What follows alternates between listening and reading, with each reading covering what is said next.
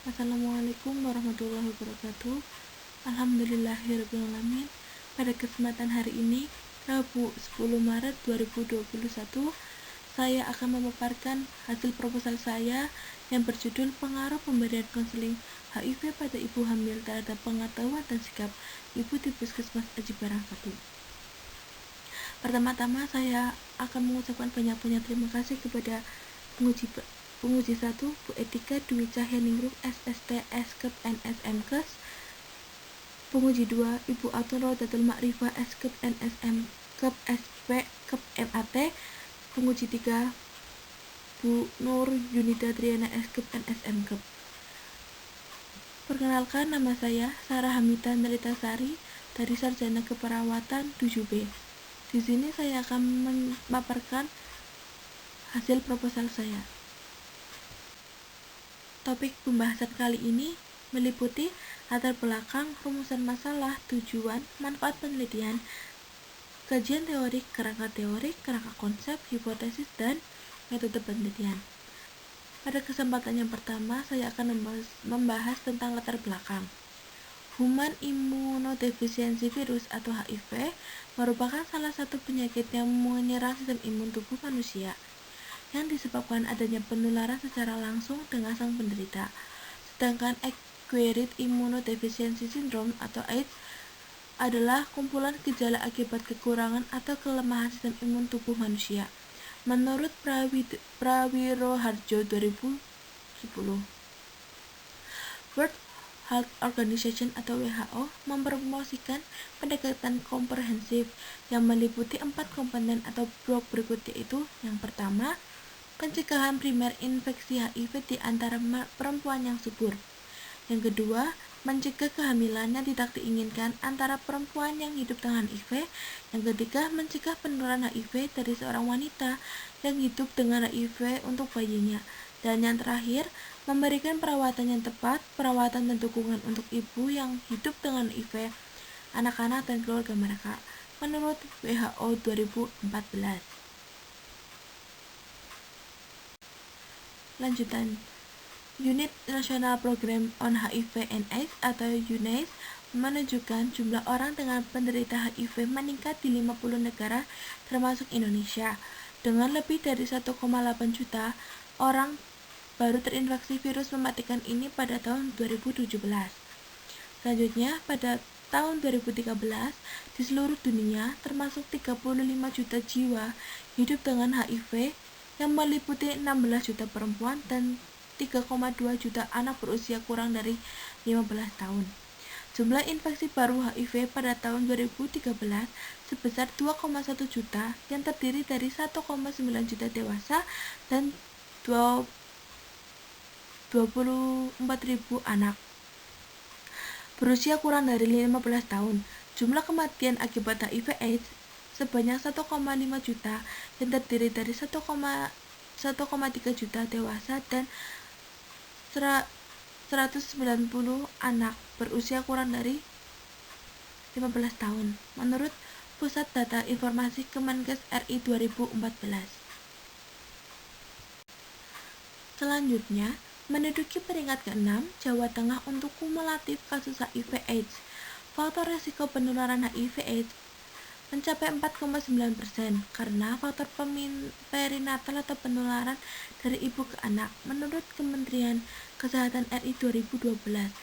Dinas Kesehatan Kabupaten Banyumas menyatakan pada bulan Januari hingga September 2018 menemukan banyak kasus yang mencapai 152 kasus HIV AIDS. Dari jumlah kasus tersebut, DKK Kabupaten Banyumas melalui program pencegahan penularan ibu ke anak atau PPIA berhasil menemukan sebanyak 16.000 ibu hamil yang positif HIV, menurut hasil Riskesdas 2018. Salah satu bentuk layanan adalah konseling dan tes HIV yang bertujuan tidak hanya untuk melakukan diagnosis namun juga memberikan konseling untuk mendapatkan terapi dan menangani masalah yang dihadapi oleh pasien, menurut Depkes RI 2010. Selanjutnya, didapatkan data hasil wawancara dengan petugas Puskesmas Aji Barang 1 bahwa di Puskesmas tersebut sudah menerapkan konseling dasar bagi ibu hamil yang akan melakukan tes screening HIV. Konseling lebih dalam akan dilakukan jika terdapat kondisi ibu hamil yang mengarah dan pada perilaku yang mendukung untuk terjadinya kasus HIV. Konseling di Puskesmas Aji Barang 1 diberikan oleh bidan yang sudah memiliki sertifikat pelatihan konseling, terutama terkait HIV. Studi pendahuluan yang dilaksanakan pada bulan November 2020. Assalamualaikum warahmatullahi wabarakatuh. Alhamdulillahirrahmanirrahim. Pada kesempatan hari ini, Rabu 10 Maret 2021, saya akan memaparkan hasil proposal saya yang berjudul Pengaruh Pemberian Konseling HIV pada Ibu Hamil terhadap Pengetahuan dan Sikap Ibu di Puskesmas Aji Barang 1. Pertama-tama saya akan mengucapkan banyak-banyak terima kasih. Tujuan dan manfaat penelitian. Tujuan umum dan tujuan khusus. Tujuan umum yaitu mengetahui pengaruh pemberian konseling pada ibu hamil terhadap pengetahuan dan sikap ibu di Puskesmas Aji Barang 1. Tujuan khusus terdiri dari mendeskripsikan pengetahuan ibu hamil. Yang kedua, mendeskripsikan sikap ibu hamil terhadap konseling dan screening dalam pemberian tes HIV. Yang ketiga, menganalisis pengaruh pemberian konseling HIV pada ibu hamil terhadap pengetahuan, sikap ibu hamil di Puskesmas Aji Barang 1. Manfaat penelitian. Manfaat penelitian dibagi menjadi dua, yaitu manfaat secara teoritis, yaitu memberikan tambahan informasi dan pengetahuan tentang masalah penilaian tingkat pengetahuan dan sikap ibu hamil terhadap konseling dan screening dalam pemeriksaan tes HIV. Yang kedua, manfaat secara praktis, yaitu dibagi menjadi dua, ada institusi pendidikan dan institusi pelayanan keperawatan. Institusi pendidikan yaitu dapat digunakan sebagai suatu bacaan bagi akademik serta menambah ilmu keperawatan dan sebagai penambah perpustakaan di Universitas Harapan Bangsa Purwokerto. Yang kedua, bagi pelayanan keperawatan, yaitu menambah bahan dan pengetahuan untuk pelayanan keperawatan. Bagi penulis, yaitu menambah informasi, pengetahuan, serta pengalaman dalam mengkaji pengaruh pemberian konseling pada ibu hamil terhadap pengetahuan dan sikap ibu di Puskesmas Aji Barang 1. Yang kedua, bagi responden, mampu menerapkan tentang pengetahuan dan sikap ibu hamil terhadap tes HIV. Yang terakhir yaitu bagi pendidikan, menambah informasi tentang masalah penilaian, tingkat pengetahuan dan sikap ibu hamil terhadap konseling screening dalam pemeriksaan tes HIV. Tinjauan pustaka. Tinjauan pustaka terdiri dari tinjauan teori. Tinjauan teori terdiri dari kehamilan. Kehamilan menurut Elis Sandi 2018, kehamilan merupakan suatu yang wajar terjadi pada wanita yang produktif. Pada setiap fase kehamilan, ibu akan mengalami beberapa perubahan, baik perubahan fisik maupun perubahan psikologis, yang mencakup spesifik sebagai reaksi apa yang ia rasakan pada masa kehamilan. Menurut Elisanti 2018, kehamilan adalah suatu mata rantai yang bereaksi menyambung yang terdiri dari ovulasi atau pematangan sel, lalu bertemu dengan ovum atau sel telur, dan spermatozoa atau sperma. Terjadilah pembuahan dan pertumbuhan zigot, kemudian bernidasi atau penanaman pada uterus dan pembentukan plasenta, dan tahap akhir adalah pertumbuhan perkembangan hasil konsepsi sampai aterem atau cukup bulan adalah sekitar 280-300 hari. Pengetahuan. Menurut Atmojo 2003 dalam kutipan Dewi M 2011, pengetahuan merupakan hasil tahu, dan ini terjadi setelah orang mengandalkan penginderaan terhadap suatu objek tertentu. Tingkat pengetahuan terdiri dari 6 tingkatan. Yang pertama ada tahu. Termasuk ke dalam pengetahuan tingkat ini adalah tingkat kembali recall terhadap sesuatu yang spesifik dan seluruh bahan dan dipelajari atau rangsangan yang telah diterima. Tahu adalah merupakan tingkat pengetahuan yang paling rendah. Kata kerja untuk mengukur bahwa orang tahu tentang apa yang ia dipelajari, yaitu menyebutkan, menguraikan, mengidentifikasi, menyatakan, dan sebagainya. Yang kedua itu memahami. Memahami artinya sebagai suatu kemampuan untuk menjelaskan secara benar tentang objek yang diketahui dan di mana dapat menginterpretasikan secara benar. Orang yang telah paham terhadap objek atau materi terus dapat dijelaskan. Yang ketiga, aplikasi. Aplikasi merupakan sebagai kemampuan untuk menggunakan materi yang telah dipelajari pada situasi maupun kondisi real atau sebenarnya. Yang keempat yaitu analisis. Analisis adalah suatu kemampuan untuk menyatakan materi atau objek ke dalam komponen-komponen tetapi masih di dalam struktur organisasi tersebut dan masih ada kaitannya suatu sama lain. Yang kelima ada sintesis. Sintesis yang dimaksud menunjukkan suatu kemampuan untuk melaksanakan atau menghubungkan bagian-bagian di dalam suatu keseluruhan yang baru. Yang terakhir ada evaluasi. Evaluasi ini berkaitan dengan kemampuan untuk menjelaskan justifikasi atau penilaian terhadap suatu materi atau objek. Penilaian ini berdasarkan suatu kriteria yang ditentukan sendiri atau menggunakan kriteria yang telah ada. Ada faktor-faktor yang mempengaruhi pengetahuan, faktor internal seperti pendidikan, pekerjaan, dan umur. Faktor eksternal yaitu faktor lingkungan dan sosial budaya yang dapat mempengaruhi pengetahuan seseorang. Selanjutnya ada sikap. Menurut Dewi M. 2011, sikap merupakan konsep paling penting dalam psikologi sosial yang membahas unsur sikap baik sebagai individu maupun kelompok. Ciri-ciri sikap. Yang pertama ada sikap bukan dibawa sejak lahir. Yang kedua, sikap dapat berubah-ubah. Yang ketiga, sikap tidak dapat berdiri sendiri. Yang kelima, objek sikap merupakan suatu hal yang tertentu. Yang keenam, sikap mempunyai segi-segi motivasi dan segi-segi perasaan. Faktor-faktor yang mempengaruhi sikap. Yang pertama, pengalaman pribadi. Untuk dapat menjadi dasar pembentukan sikap, pengalaman pribadi haruslah meningkatkan kesan yang kuat. Karena sikap akan lebih mudah terbentuk apabila pengalaman pribadi tersebut terjadi dalam situasi melibatkan faktor emosional. Yang kedua, pengaruh orang lain dianggap penting. Individu cenderung untuk memiliki sikap yang konformis atau searah dengan sikap orang yang dianggap penting. Yang ketiga, pengaruh kebudayaan. Tanpa disadari, kebudayaan telah menanamkan garis mengarah sikap terhadap berbagai masalah. Kebudayaan telah mewarnai sikap anggota masyarakat karena kebudayaan yang memberikan corak pengalaman individu-individu masyarakat asuhnya. Yang keempat ada media massa. Media massa yaitu memberikan surat kabar maupun radio atau media komunikasi lainnya. Berita yang seharusnya faktual disampaikan secara objektif cenderung dipengaruhi oleh sikap penulisnya, akibat berpengaruh terhadap sikap konsumennya. Yang kelima, lembaga pendidikan dan lembaga agama. Lembaga pendidikan dan agama yaitu konsep moral dan ajaran dari lembaga pendidikan dan agama sangat menentukan sistem kepercayaan.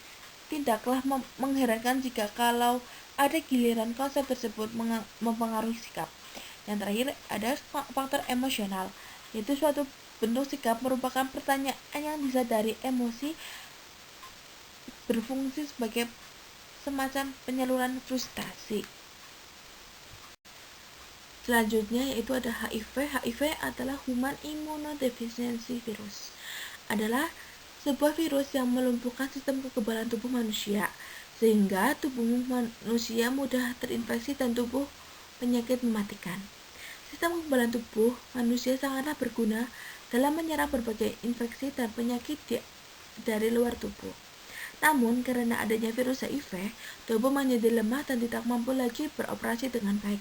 Menurut Rahmawati 2018, penyebab HIV menurut Rahmawati 2018, HIV dapat bertahan hidup pada cairan di dalam tubuh manusia, seperti cairan vagina, cairan anus, ASI, darah, dan sperma. Virus yang disebabkan HIV tidak bisa tumbuh dan berkembang di luar cairan tersebut, sehingga penyebab dari adanya virus HIV di tubuh seseorang tidak dapat didapatkan dari sentuhan dengan menderita, seperti berciuman dan atau aktivitas lainnya yang tidak kontak langsung dengan 5 cairan yang sudah disebutkan sebelumnya. Tujuan dan manfaat penelitian. Tujuan umum dan tujuan khusus. Tujuan umum yaitu mengetahui pengaruh pemberian konseling pada ibu hamil terhadap pengetahuan dan sikap ibu di Puskesmas Aji Barang 1. Tujuan khusus terdiri dari mendeskripsikan pengetahuan ibu hamil. Yang kedua, mendeskripsikan sikap ibu hamil terhadap konseling dan screening dalam pemberian tes HIV. Yang ketiga, menganalisis pengaruh pemberian konseling HIV pada ibu hamil terhadap pengetahuan, sikap ibu hamil di Puskesmas Aji Barang 1. Manfaat penelitian. Manfaat penelitian dibagi menjadi dua, yaitu manfaat secara teoritis, yaitu memberikan tambahan informasi dan pengetahuan tentang masalah penilaian tingkat pengetahuan dan sikap ibu hamil terhadap konseling dan screening dalam pemeriksaan tes HIV. Yang kedua, manfaat secara praktis. Selanjutnya yaitu kerangka teori. Kerangka teori meliputi ibu hamil melakukan tes HIV, kemudian apakah ibu hamil dapat mengetahui apa itu pengetahuan tes HIV. Kemudian dari pengetahuan kita menuju sikap. Pengetahuan dibagi menjadi dua, yaitu ada konseling dan screening. Pengetahuan terdiri dari tingkat pengetahuan. Yang pertama ada tahu, memahami, aplikasi, analisis, tesis, dan evaluasi. Faktor-faktor yang mempengaruhi pengetahuan ada faktor internal, yaitu pendidikan, pekerjaan, dan umur. Yang kedua ada faktor eksternal, yaitu lingkungan dan sosial budaya. Sikap. Sikap mempunyai tingkatan sikap, yaitu menerima, merespon, menghargai, dan bertanggung jawab. Faktor-faktor yang mempengaruhi sikap, yang pertama pengalaman pribadi, yang kedua pengaruh orang lain yang dianggap penting, yang ketiga pengaruh kebudayaan, yang keempat media massa, yang kelima lembaga pendidikan dan lembaga agama, yang terakhir adalah faktor emosional. Di sini pengetahuanlah yang akan diteliti. Pengetahuan menurut Atmojo 2003 dalam kutipan Dewi M 2011. Pengetahuan merupakan hasil tahu, dan ini terjadi setelah orang mengandalkan penginderaan terhadap suatu objek tertentu. Tingkat pengetahuan terdiri dari 6 tingkatan. Yang pertama ada tahu. Termasuk ke dalam pengetahuan tingkat ini adalah tingkat kembali recall terhadap sesuatu yang spesifik dan seluruh bahan dan dipelajari atau rangsangan yang telah diterima. Tahu adalah merupakan tingkat pengetahuan yang paling rendah. Kata kerja untuk mengukur bahwa orang tahu tentang apa yang ia dipelajari, yaitu menyebutkan, menguraikan, mengidentifikasi, menyatakan, dan sebagainya. Selanjutnya ada sikap. Menurut Dewi M 2011, sikap merupakan konsep paling penting dalam psikologi sosial yang membahas unsur sikap baik sebagai individu maupun kelompok. Ciri-ciri sikap. Yang pertama ada sikap bukan di bawah sejak lahir. Yang kedua sikap dapat berubah-ubah. Yang ketiga sikap tidak dapat berdiri sendiri. Yang kelima. Selanjutnya menduduki peringkat ke-6 Jawa Tengah untuk kumulatif kasus HIV/AIDS. Faktor resiko penularan HIV/AIDS mencapai 4,9% karena faktor perinatal atau penularan dari ibu ke anak. Menurut Kementerian Kesehatan RI 2012. Dinas Kesehatan Kabupaten Banyumas menyatakan pada bulan Januari hingga September 2018 menemukan banyak kasus yang mencapai 152 kasus HIV/AIDS. Dari jumlah kasus tersebut, DKK Kabupaten Banyumas. Lokasi penelitian yang akan peneliti amila itu di Puskesmas Aji Barang 1. Waktu penelitian itu dilakukan di bulan November sampai bulan Juli 2021. Waktu pengambilan data, penelitian ini akan dilakukan pada tanggal 17 sampai 31 Mei 2021. Pengambilan data ini dilakukan di Puskesmas 1 Aji Barang. Populasi dan sampel penelitian. Populasi pada penelitian ini yaitu seluruh ibu hamil yang memeriksakan kandungan di Puskesmas Aji Barang 1.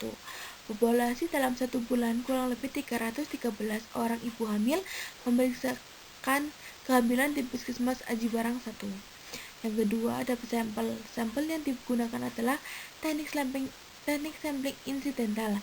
Dalam teknik penentuan sampel berdasarkan kebetulan, yaitu siapa saja yang secara kebetulan atau insidental bertemu dengan peneliti dapat digunakan sebagai sampel. Bila dipandang orang yang kebetulan ditemui itu cocok sebagai sumber data menurut Corombis 2014 dengan menggunakan rumus Lemaitre 1990 dan didapatkan 57 responden. Variabel penelitian dan instrumen penelitian. Variabel penelitian ada variabel bebas dan variabel terikat.